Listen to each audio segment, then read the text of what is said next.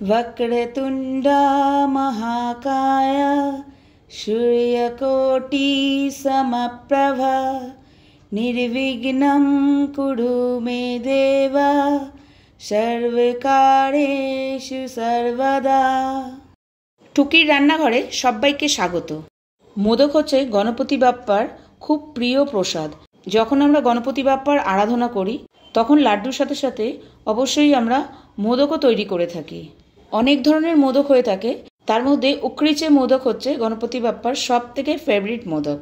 এটা বানানো খুবই ইজি, তো আসুন দেখে নেওয়া যাক উকড়িচে মোদক। তার জন্য প্রথমেই আমি নিয়ে নিয়েছি 2 কাপ চাল। আমি এখানে গোবিন্দভোগ চাল ব্যবহার করেছি, তবে মোদক বানানোর জন্য স্পেশালি যে চাল সেটা কিন্তু অনলাইনে অবশ্যই পাওয়া যায়। আমি চালটাকে প্রথমে খুব ভালোভাবে ধুয়ে নিয়েছি। চালটাকে একটা নরম সুতির কাপড়ের ওপর ছড়িয়ে দিয়ে ভালো করে পাখার তলায় শুকিয়ে নিয়েছি। এবার এটাকে আমি খুব ভালো করে গুঁড়ো করে নেব। তার জন্য মিক্সি ব্যবহার করব। আপনারা চাইলে যে কোনো আটা চাক্কিতে গিয়েও এটা গুঁড়ো করে নিয়ে আসতে পারেন। গুঁড়ো করার পর এটাকে একটা আমি চালনি দিয়ে ছেঁকে নেব। উকড়িচে মোদক বানানোর জন্য আমাদের চালের পাউডারটাকে খুব মিহি করে পিষে নিতে হবে, যাতে এর মধ্যে কোনো বড় দানা না থাকে। আমি আগেই চালের পাউডার বানিয়ে রেখেছি। আমাদের চালের পাউডারটা কিন্তু খুব মিহি করে পেষা হয়েছে, দেখতেই পাচ্ছেন, একদম শুকনো ঝরঝরে। আর এখানে আমি একটা নারকেলকে আগে থেকেই কুড়িয়ে রেখেছি। এই নারকেলটা দিয়ে আমি মোদকের ফিলিংটা বানিয়ে নেব। মোদকের ফিলিং বানানোর জন্য প্রথমে আমি নিয়ে নিচ্ছি কড়াইতে প্রায় 1/2 কাপ মতো জল। আমি যে গুড়টা ব্যবহার করব সেই গুড়টাকে আমি জলের মধ্যে আমি দিয়ে দিচ্ছি, কারণ গুড়ের মধ্যে অনেক ধরনের নোংরা থাকে। সেই নোংরাটাকে আগে আমাদের পরিষ্কার করে নিতে হবে। তার জন্য জল আর গুড়টা মিশে গিয়ে যখন ফুটে উঠবে এটাকে আমরা একটা ছাঁকনির সাহায্যে ছেঁকে নেব। ছেঁকে নিলেই কিন্তু নোংরাটা একদম আলাদা হয়ে যাবে গুড়ের থেকে। এখানে জল আর গুড়টা কিন্তু ফুটে উঠেছে। জল আর গুড়টা ফুটে উঠলেই আমি গ্যাসের ফ্লেমটাকে বন্ধ করে দেব। গুড়টা হতে হতে একটা কথা আমি শেয়ার করতে চাই। আমি 25 বছর আগে যখন মুম্বাইতে ছিলাম তখন গণপতি বাপ্পার পুজোতে ভীষণ আনন্দ করতাম। এমনকি ওখানে ডান্ডিয়া ডান্স পর্যন্ত হয়, তাতেও আমি অংশগ্রহণ করতাম। আর বাপ্পার যখন আরতি হয় তার সেই গান আর শ্লোক এক কথায় অসাধারণ, যেটা কোনোদিনই হয়তো আমি ভুলতে পারবো না। এবং এটাকে একটা ছাঁকনির সাহায্যে ছেঁকে নেব। ভালো করে খেয়াল করলে দেখবেন নেটের মধ্যে একদম নোংরাগুলো বোঝা যাচ্ছে। এরপর আমি কড়াইতে নিয়ে নেব নারকেল কোড়াগুলো। আমি এখানে ফ্রেশ গ্রেটেড কোকোনাট ব্যবহার করেছি, আপনারা চাইলে ডেসিকেটেড কোকোনাটও ব্যবহার করতে পারেন। এখানে আমি একবারে সমস্ত গুড়গুলো ব্যবহার না করে অল্প অল্প গুড় দিয়ে নারকেলের সাথে খুব ভালোভাবে মিশিয়ে নিচ্ছি। 2 কাপ নারকেলের জন্য আমি এখানে প্রায় 1/4 কাপ গুড় ব্যবহার করেছি।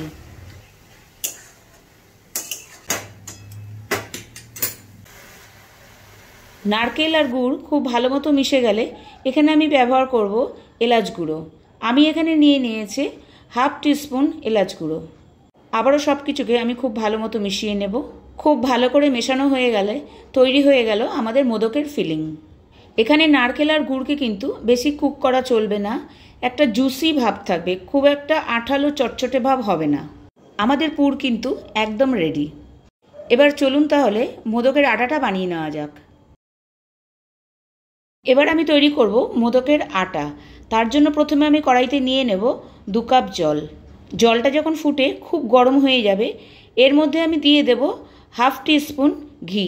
জলটা ফুটে উঠলে আমি গ্যাসের ফ্লেমটাকে বন্ধ করে দেব আর ঘিটাকে নেড়ে ভালো করে জলের মধ্যে মিশিয়ে নেব। এরপর আগে থেকে তৈরি করে রাখা চালের আটা আমি আস্তে আস্তে জলের মধ্যে মিশিয়ে নেব। এখানে আমি 2 কাপ আটার জন্য 2 কাপ জল ব্যবহার করেছি। আটাটা যখন জলের মধ্যে দিয়ে দেওয়া হবে এরপর কিন্তু ক্রমাগত এটাকে নাড়তে হবে। এই সময় কিন্তু থামা একদমই চলবে না। এখানে কিন্তু আটাটা বেশ একটু ড্রাই লাগছে, সেই জন্য আমি আরেকটু গরম জল মিশিয়ে নেব। আমি এখানে 1/2 কাপ থেকে একটু কম জল মিশিয়ে নিলাম। আটার মধ্যে কিন্তু এখন ড্রাই ভাবটা আর নেই।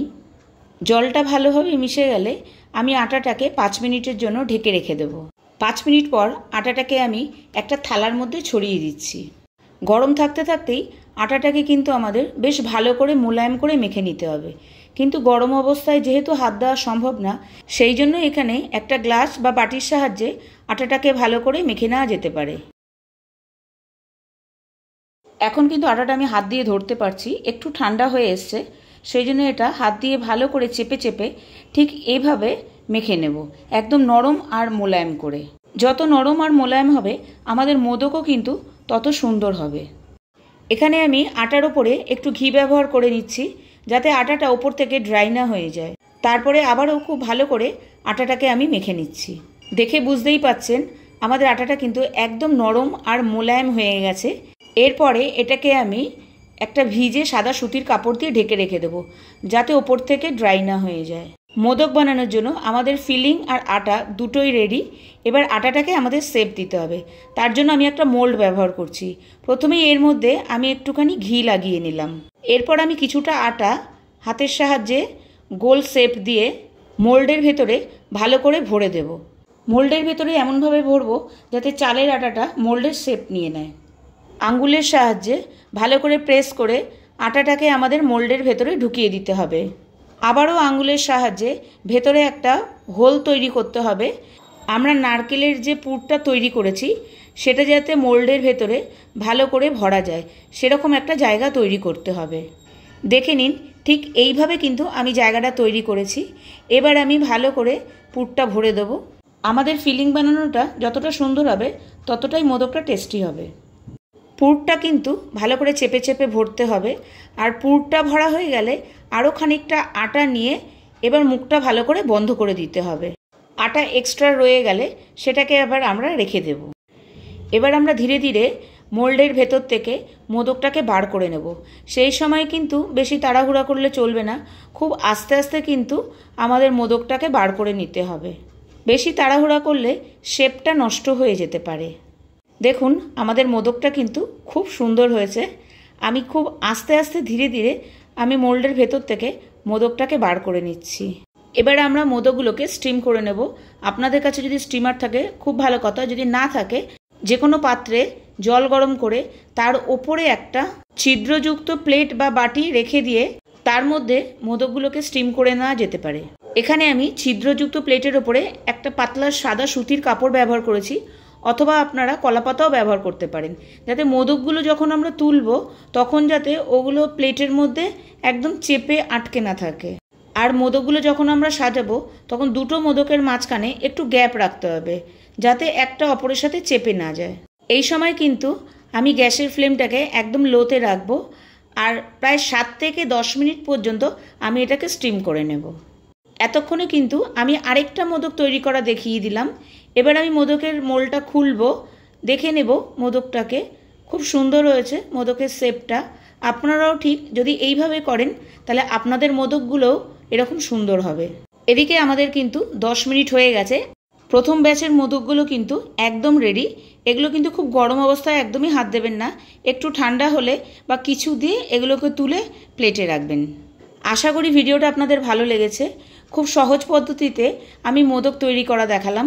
ভিডিওটা ভালো লেগে থাকলে অবশ্যই আমাকে কমেন্ট বক্সে কমেন্ট করে জানাবেন। আর আমার চ্যানেলের নতুন বন্ধু হয়ে থাকলে সাবস্ক্রাইব করে আমার পাশে থাকবেন। আজকে তাহলে এই পর্যন্তই। আবার দেখা হবে নেক্সট এপিসোড, নেক্সট ভিডিও নিয়ে। ভালো থাকবেন, সুস্থ থাকবেন। সবাইকে জানাই হ্যাপি গণেশ চতুর্থী। টাটা।